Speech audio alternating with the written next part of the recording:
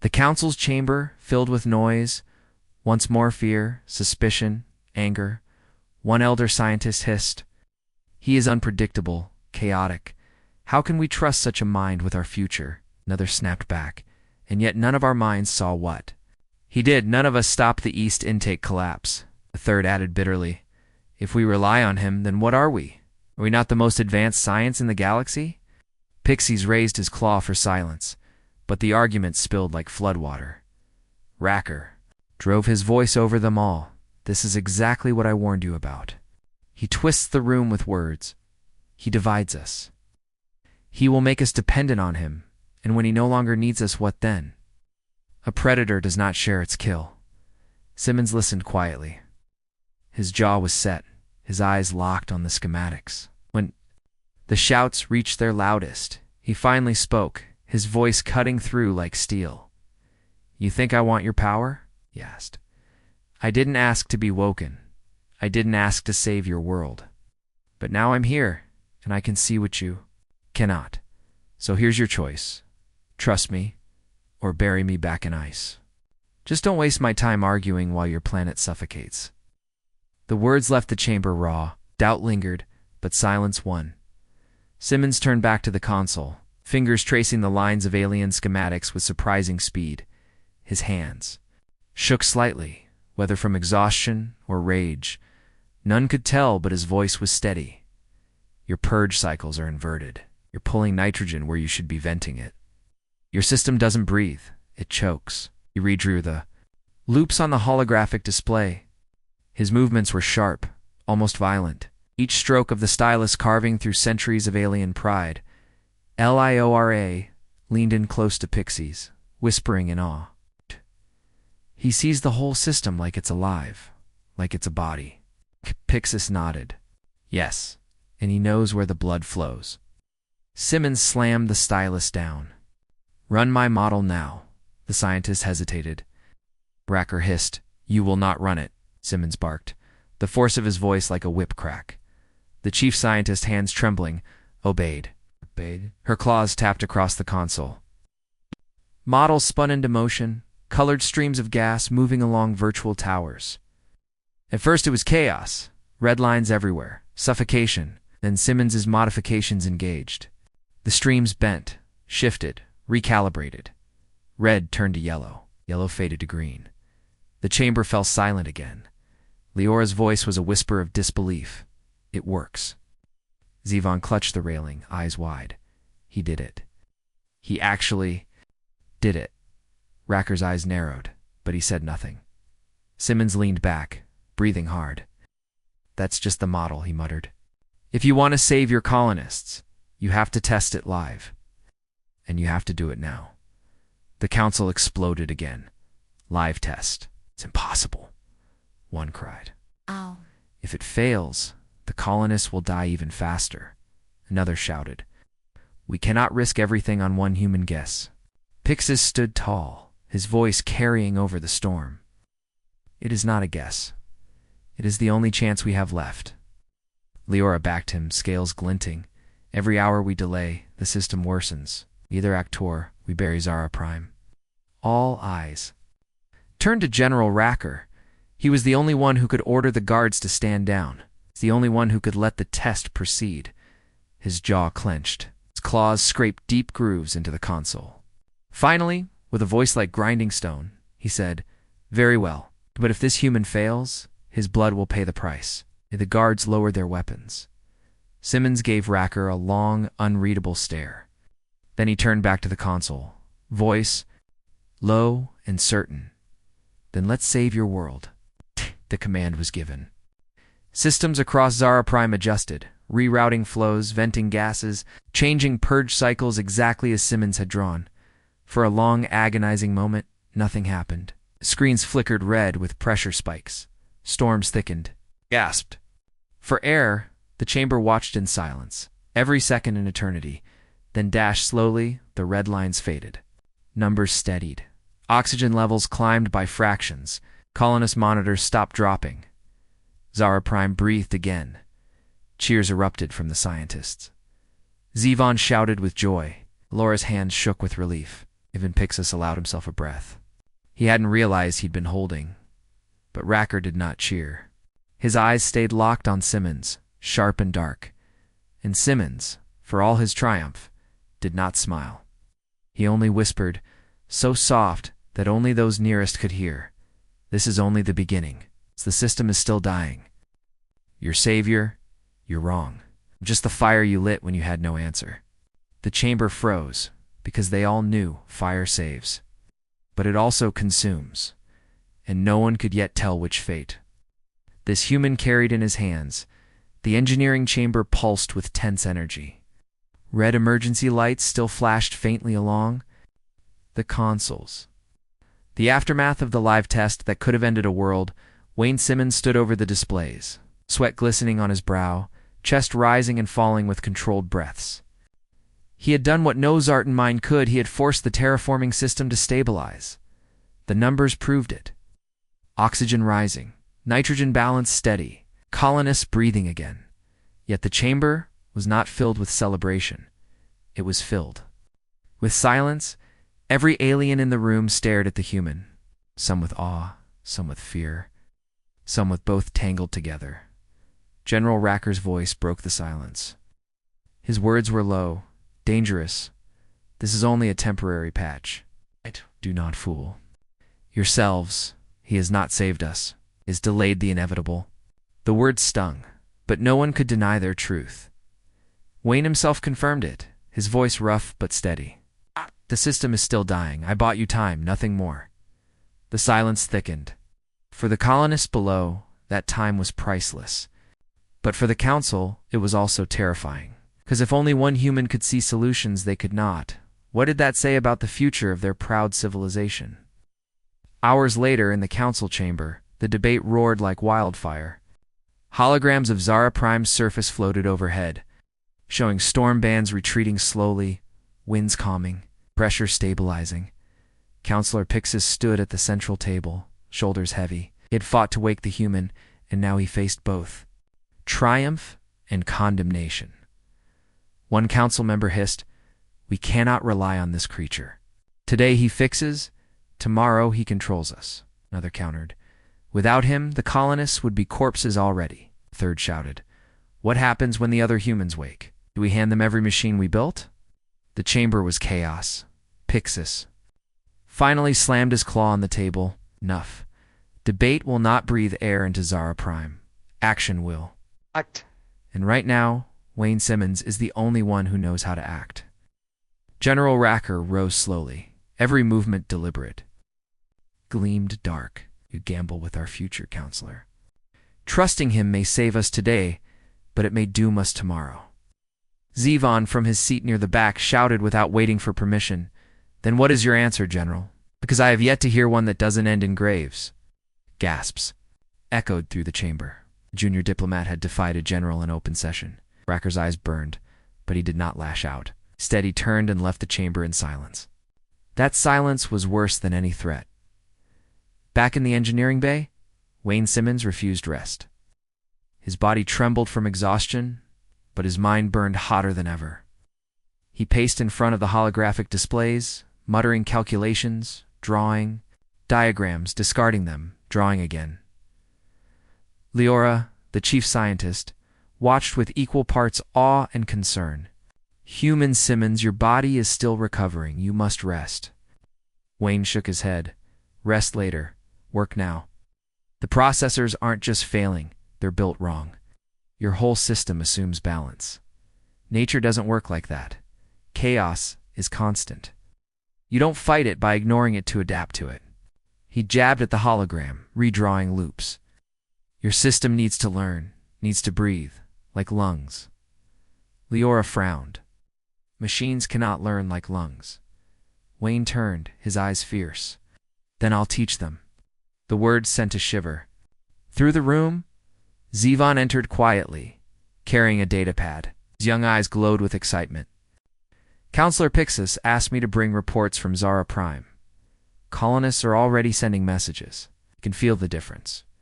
Children playing outside without masks. Farmers saying their crops no longer wither in hours. Call it a miracle." Wayne barely looked up from his schematics. Not a miracle, just engineering, but it's a start. Zevon stepped closer, voice dropping to a whisper. They're starting to believe in you. Even those who feared you. They'd say maybe. Maybe the human can do what our brightest minds could not. Wayne finally looked at him. His eyes were tired, but steady. Don't believe in me. Believe in the work, because I'm not a miracle either. I'm just a man with tools and too much stubbornness. Zevon tilted his head. Stubbornness? Wayne gave a short laugh. It means I don't quit, not when lives are on the line. Those words, simple and plain, lit something in Zevon's chest. The first time he saw. Not a primitive ape or a dangerous predator, but a leader. Not everyone shared that light in shadowed corridors. General Racker met with loyal officers. Their voices were low, harsh. This human undermines our command, one officer growled. He twists the council against us, another added. Hackers. Tail lashed. He blinds them with quick answers. But every gift comes with a price. Mark Mahee will ask for it soon. What shall we do, General? Racker's eyes narrowed. We watch, and we wait. The moment his fire turns against us, we strike. The following day, Wayne proposed a full-scale modification of the terraforming core. The patch bought us days, he said to the assembled scientists. But the system will collapse again unless we rebuild its logic. We have to rewrite the filtration algorithms, recalibrate intake valves, and restructure purge cycles. Not one tower, every tower. Gasps filled the room. Leora's voice shook. That's never been attempted. The risk is losing your colony, Wayne cut in. His tone was sharp, but not cruel. Won't lie. It's dangerous, but it's the only way forward. Pixis nodded slowly. Do it. Wayne's team of xartin scientists fell into motion. For the first time, they weren't arguing. They were working with him. His certainty was contagious. Ours. Past towers across Zara Prime were recalibrated. New algorithms uploaded, venting cycles rewritten. It was the largest modification the terraforming network had ever undergone.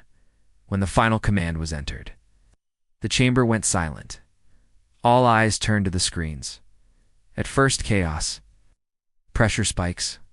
Oxygen dips. Warning sirens. Zevon's claws dug into the railing. It's failing. Wait, Wayne said, voice low but steady. The system shuddered. Numbers flickered, then dash stabilized. Green light spread across the displays. Towers synchronized. Atmospheric balance held steady. Cheers erupted. Scientists embraced. Zevon laughed aloud. Even Leora's stern face cracked into a smile. Pixis exhaled slowly, scales relaxing. For the first time in weeks, hope filled the chamber. Wayne allowed himself the smallest smile. It's holding. You've got your breathing space back. But don't mistake this for victory. We've stopped the bleeding. The wound still runs deep, Zevon asked softly. What do you mean? Wayne's eyes turned hard. You're terraforming. Engine isn't just flawed, it's sabotaged. The room froze. Pixis's throat tightened. Sabotaged? By whom? Wayne shook his head. I don't know yet. But machines don't break this way by accident. Someone wanted Zara Prime to fail. Gasps rippled through the chamber. General Racker, standing in the shadows, narrowed his eyes. Or maybe he said coldly, the human wants us to think. So, the spark of hope flickered, caught between light and shadow. And everyone knew the real battle had only just begun. The chamber still echoed with Wayne Simmons' last words. Your terraforming engine isn't just flawed. It's sabotaged. The declaration fell like a blade. The scientists stared at one another in stunned silence, each afraid to speak the thought forming in their minds. Sabotage meant treachery. Treachery meant betrayal from within. General Racker's tail lashed hard against the stone floor. His voice was a growl. Convenient, isn't it? The human blames shadows no one can see. Perhaps the sabotage is waking him in the first place. Murmurs rippled through the room. Doubt was growing again. The fragile hope Wayne had given them now trembled. Pixis stepped forward, raising his claw. Enough. The human may be blunt, but his insight has saved us twice already. If he says sabotage is possible, then we must investigate. Wayne stood still, his eyes scanning every face. I don't care about your politics. I care about your people. And someone inside this system wanted them to choke. The words left the chamber cold, and that night, when the lights dimmed and the corridors fell quiet, the shadows moved. Pixis walked alone to his quarters, claws clicking softly on the polished floor.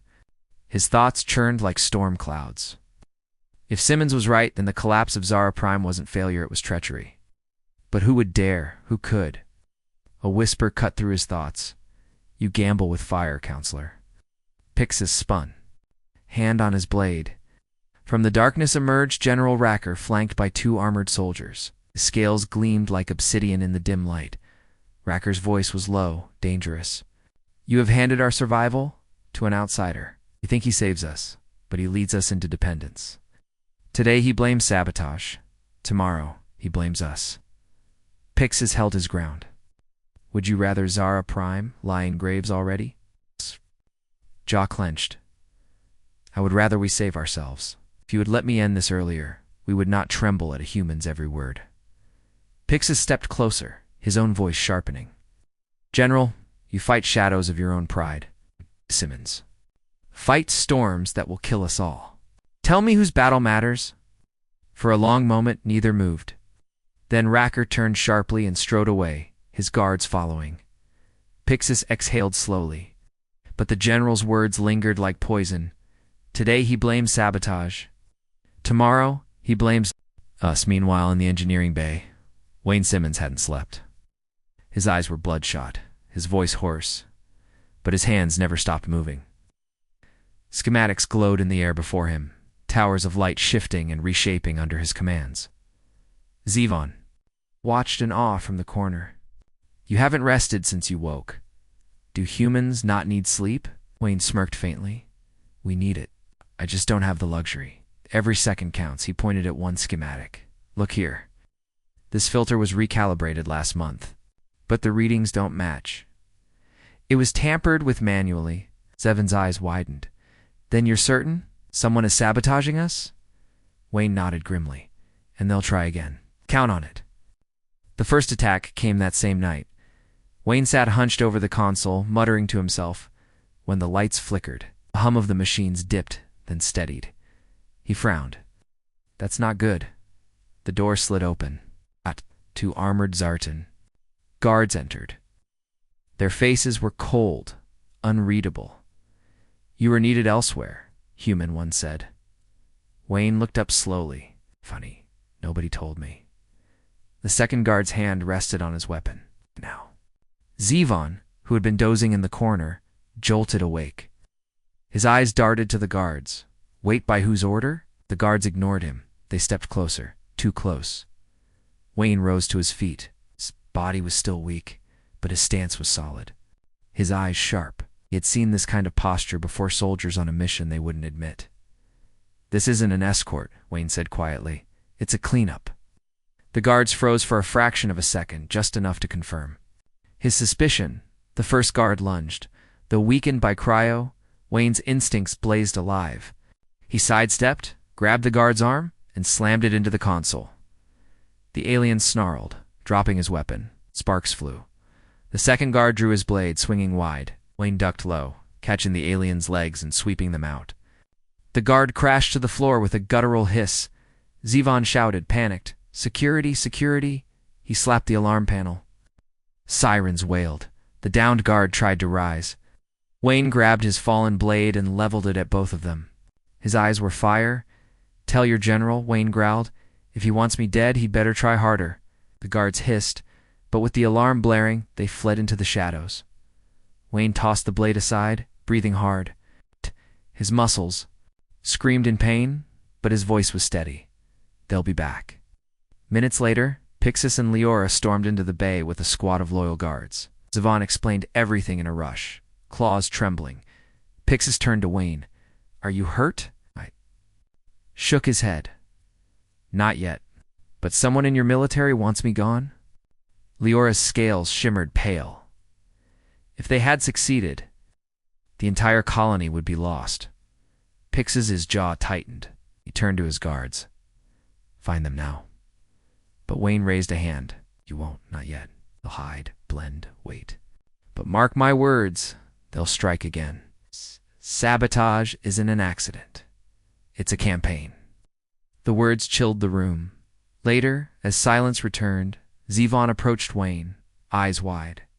You fought them like a soldier, but you're an engineer. Wayne gave a bitter smile. On Earth, you don't get to pick. You fix with one hand, fight with the other. That's how you survive. Zevon lowered his gaze. Survival could be so violent. Wayne placed a hand on the young diplomat's shoulder. Kid, survival is always violent. You just don't always see it. For Zevon, those words burned deep. When the council heard of the attack, chaos erupted again. Some demanded Wayne be protected at all costs. Others demanded he be sent back to Cryo for safety. Said nothing. His silence was louder than any words. Pixis defended fiercely. Without Simmons, Zara Prime is ash. Protect him or bury our colonists instead. But behind every speech, fear lingered. If Wayne was right, then betrayal was already inside their walls. Back in the engineering bay, Wayne stared at the schematics late into the night. His jaw was tight, his eyes hard. He whispered to himself, if they want to play war, fine, but I don't lose. Outside in the corridor, unseen eyes watched him through the glass. A shadow slipped away into the dark, carrying whispers of his every move. The battle for Zara Prime was no longer against storms or failing machines. It was against the enemies within. And Wayne Simmons knew storms were predictable, but traitors were worse. The alarms returned. At first, it was only a low rumble through the station's walls, a soft vibration that could almost be ignored. But then the red lights flared, and the engineering bay filled with shrill warning tones. Monitors across the walls flashed with new errors. Pressure drop zone 9.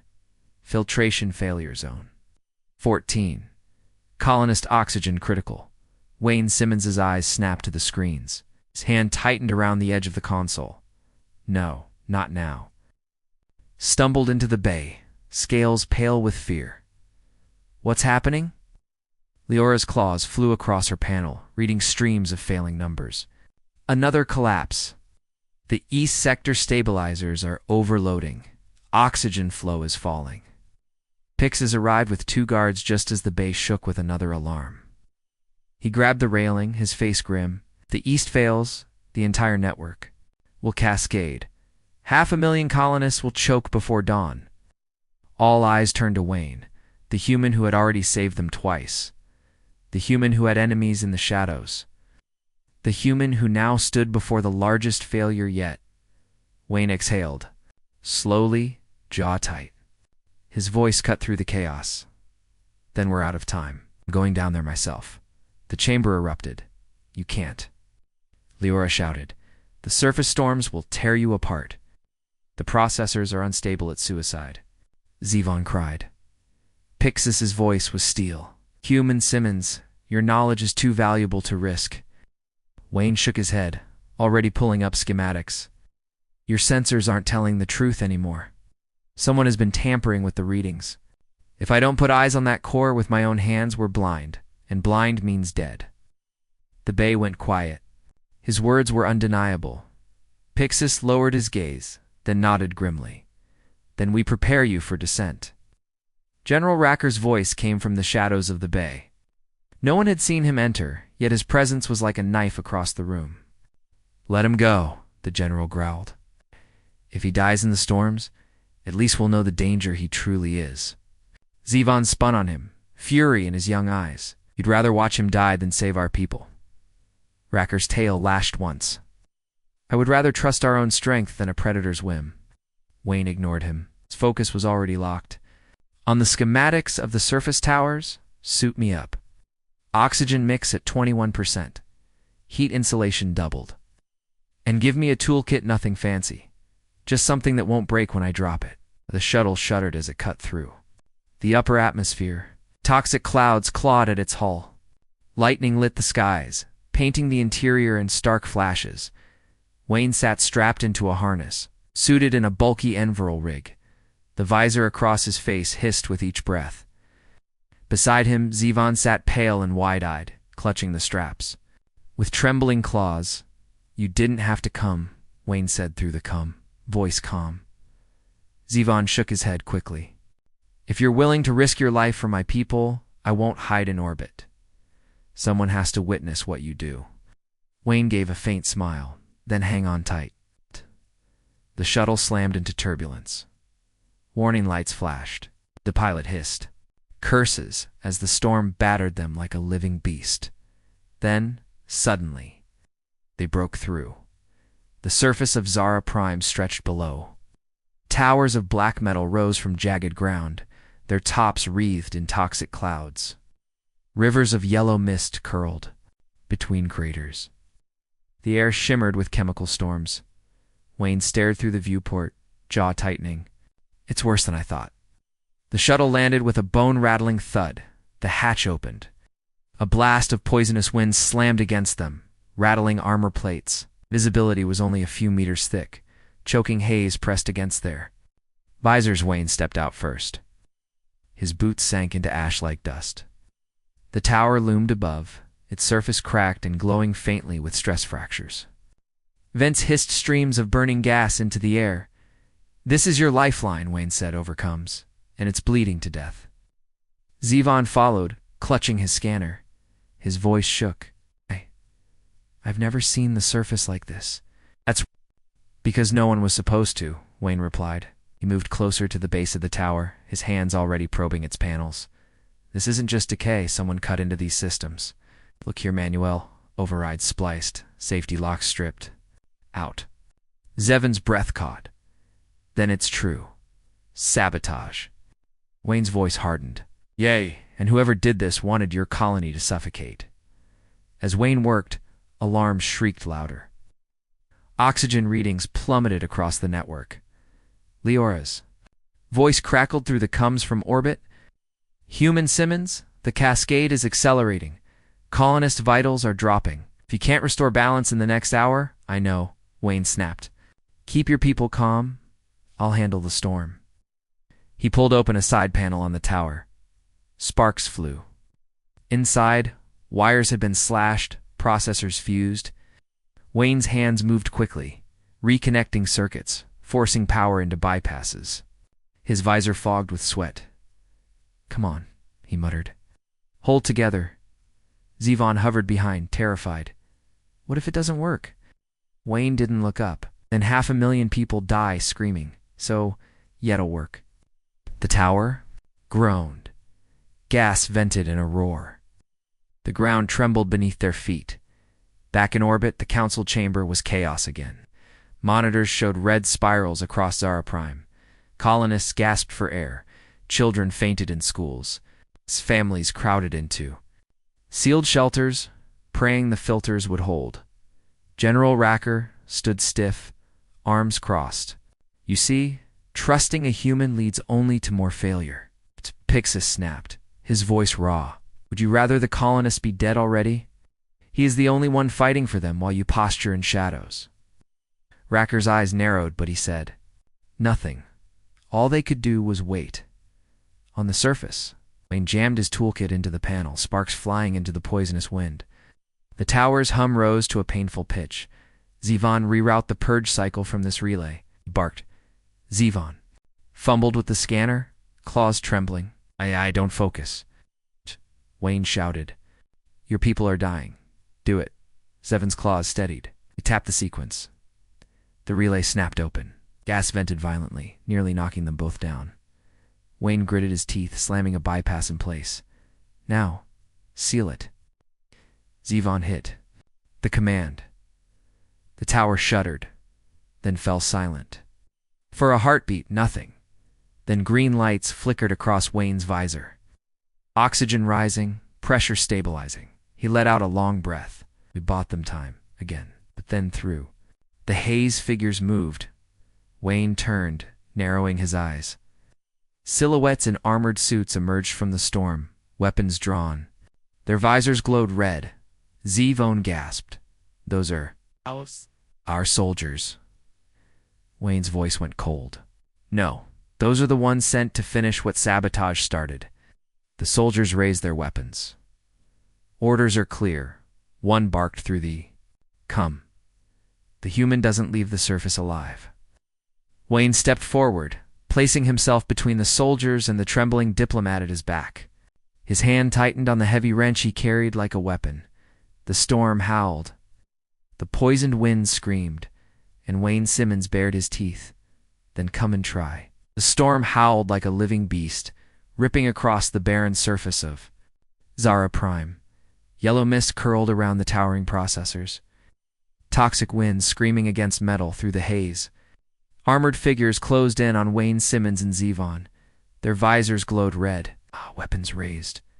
Orders are clear. One soldier barked through the cum. The human doesn't leave the surface alive. Zevon froze, his claws trembling. Wayne, they're our own troops. They're supposed to protect us. Wayne's jaw clenched. He raised the heavy wrench he carried, its steel glinting in. The stormlight. His voice was steady, cold as iron. They're not here to protect you. They're here to make sure the colonists never breathe again. The soldiers advanced, spreading out in a semicircle. Lightning cracked above, illuminating their dark armor. Wayne shifted his stance, placing himself between Zevon and the threat. His words cut through the storm. You want me? Then come and try? The lead soldier lunged. The blade flashed in the stormlight, aimed for Wayne's chest. But Wayne wasn't a man who froze. Ducked low, the blade slicing only air. With brutal precision, he drove the wrench upward, smashing into the soldier's jawplate. Sparks flew. The soldier staggered back, visor cracking. Another came from the left, weapon raised. Wayne twisted, swinging the wrench wide. The impact rang like a bell, dropping the attacker into the dust. Zevon cried out, shielding his face from the spray of toxic sand. Wayne, more of them. 3 soldiers pressed in at once. Wayne's movements were fast, raw, survival honed. He blocked one strike with the wrench, elbowed another in the chest, and shoved the third into the tower's side, knocking the wind from his lungs. But Wayne was only one man, and his body, still recovering from years in the ice, was faltering. His breaths came ragged, his muscles trembling.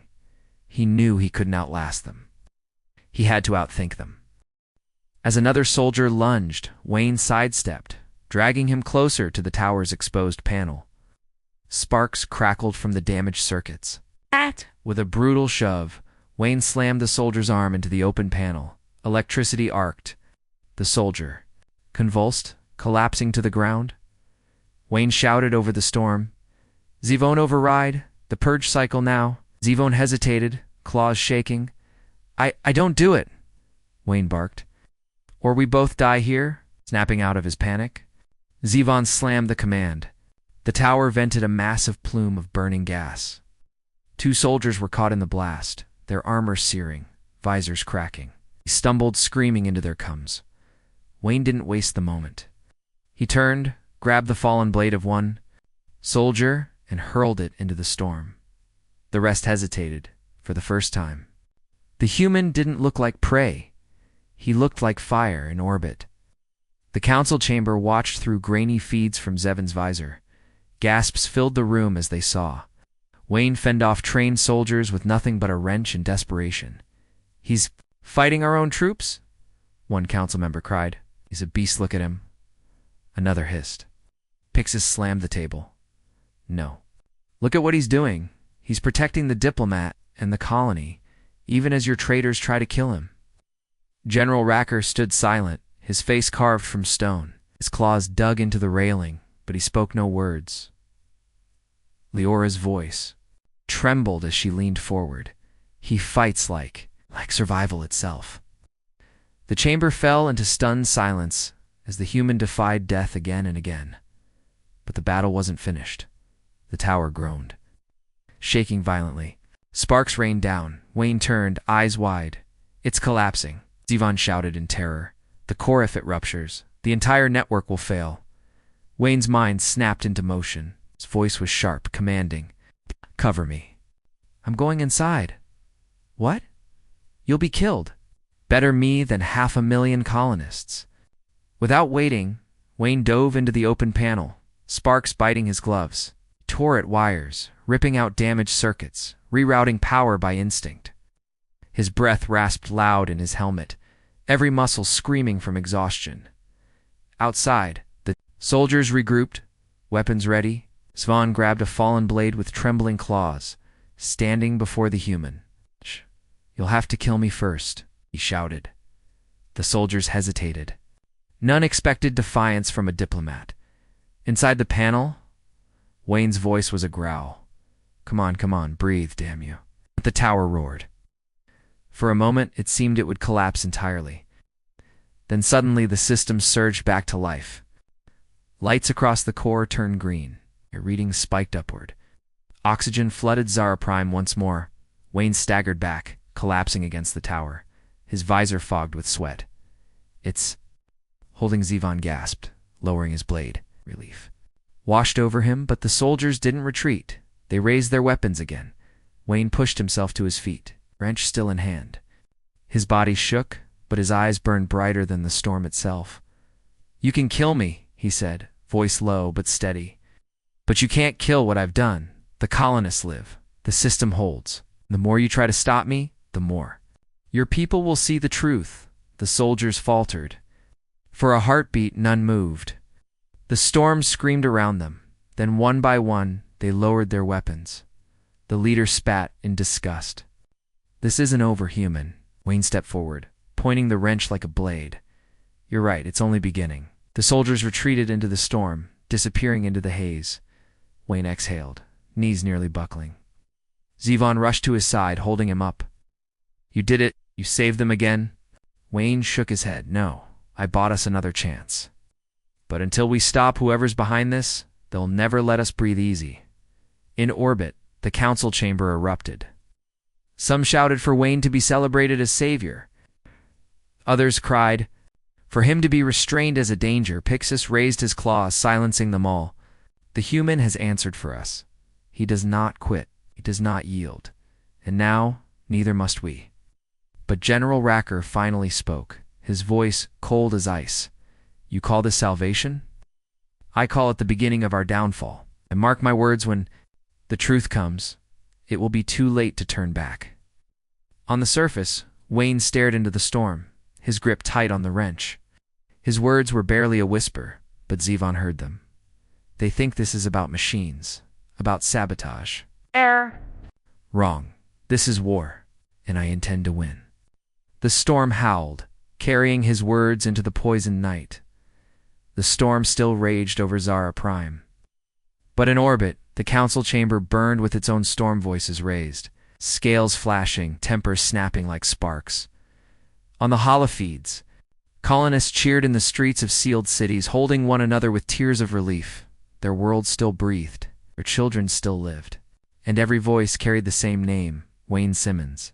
But inside the council chamber, that name was fire. "He fights our own soldiers," one counselor roared. "He exposed sabotage within our military," another snapped. "He saved 500,000 lives," Pixies countered, his voice sharp as steel, at the center of the chamber. Wayne stood in his enveral suit, visor raised, face pale and lined with exhaustion. His eyes, however, were sharp, burning. I had fought storms, sabotage, soldiers, and still refused to yield. Now he faced the deadliest battle of all, dash politics.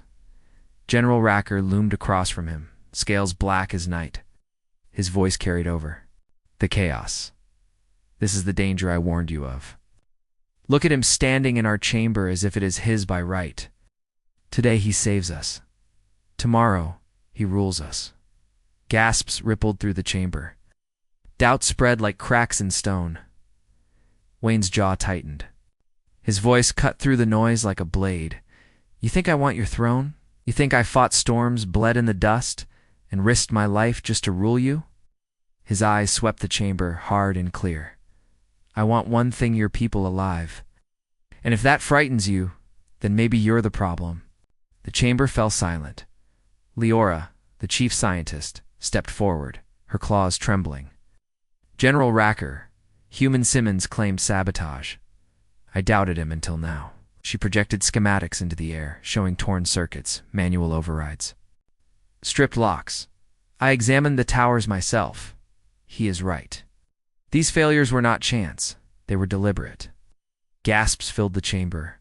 Counselors leaned forward, whispers spreading like fire. Pixis's voice carried calm, but unyielding. Sabotage from within is the truth. And if we had not trusted the human, Zara Prime would be a graveyard tonight. Eyes turned to Racker. The general stood rigid, his silence heavier than stone. Wayne took a step forward. Who benefits if Zara Prime dies? Who gains from 500,000 lives ending in silence? His gaze locked on the general. Ask yourselves that question. And ask who tried to have me killed before I could fix your machines. The chamber erupted again. Some shouted for Racker's arrest. Others shouted for Wayne's restraint. Storm outside seemed quieter than the storm within. Zevon, voice trembling but strong, shouted over the din. I was there. Soldiers came for him on the surface. I saw it with my own eyes. If not for Wayne, I would be dead. Leora added sharply. And if not for Wayne, so would the colony. The council split like a rift. Half rallied behind Wayne, seeing him as savior. Half whispered of danger, fearing his influence.